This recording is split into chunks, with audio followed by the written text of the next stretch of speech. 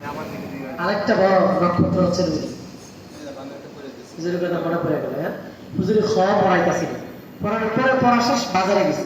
যাওয়ার পরে আমার এক ভাই আপনাদের মতো বই বই পড়তে আছে, আমার এক ভাই আমার বলতেছে, এই মিজান ভাই আপনার খাওয়া উচ্চারণ হয়। হ্যাঁ, কেমনে হয় না? তো সে না জানলে তো বলো না, ও দেখেন আমারটা দেখেন। হ্যাঁ, কিন্তু পড়া আমাদের চাই তো একটু লোক কোয়ালিটি। হ্যাঁ, আমাদের খাওয়া পড়াইতেছে দেখেন। আমি দিল দিয়ে কান দিয়ে হলে একটু রেকর্ড করে রয়েছি। এই হেড থেকে আমি খাওয়া শিখছি। আমি কিন্তু পড়াই, অনেক জায়গায় পড়াইতেছি, কিন্তু খাওয়া উচ্চারণ আমারটা হয় আমি জানি, প্রকৃতপক্ষে হয় না।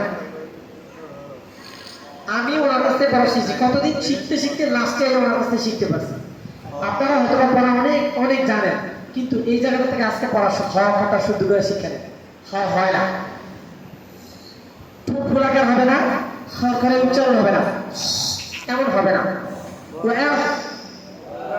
ঠোঁটের আকৃতি চেঞ্জ হবে না।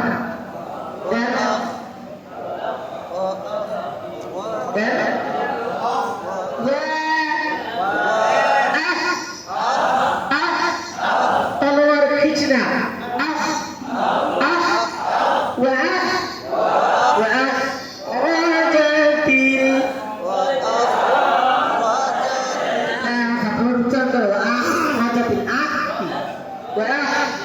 হরফ মোটা হবে, এটা মোটা হরফ। কি হরফ? মোটা করেন।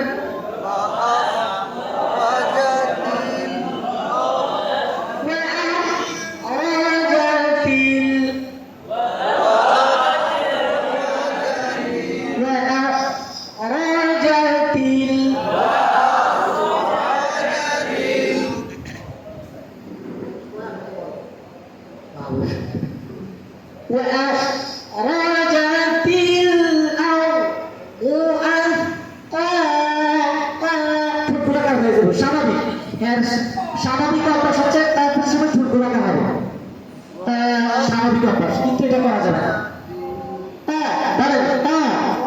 ঠোঁট কি গোলাকার হবে উচ্চারণের সময়?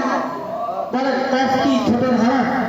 এই জন্য আমি এভাবে খেয়াল করি, এটা তো ঠোঁটের হরফ না। আমি যেভাবে করি আমার বাস্তবিক লাইফটা আপনাদের সাথে শেয়ার করলাম।